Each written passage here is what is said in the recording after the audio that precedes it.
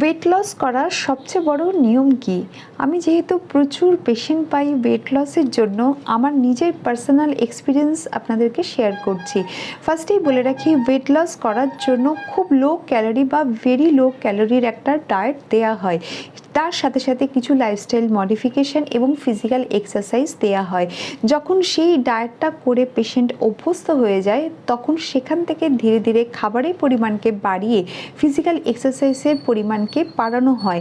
তারপরে যখন একটা সার্টেন ওয়েট যখন কমে যায়, তখন ধীরে ধীরে খাবারের পরিমাণকে আরও বাড়ানো হয় এবং তার সঙ্গে কিন্তু মেনটেনেন্স ডায়েটকে খুব ভালো করে বুঝিয়ে দেওয়া হয় যে পেশেন্ট লাইফ লং কীভাবে কাটাবেন। যদি কখনো অকেশান থাকে বা যদি কখনো বাইরের খাবার খেতে হয়, সেক্ষেত্রে কী করণীয় করা উচিত। এইভাবে যদি আপনারা মেনটেন করেন, তাহলে আমারই পেশেন্টের মতো আপনাদের নিজেদেরও 12 কেজি, 13 কেজি, 15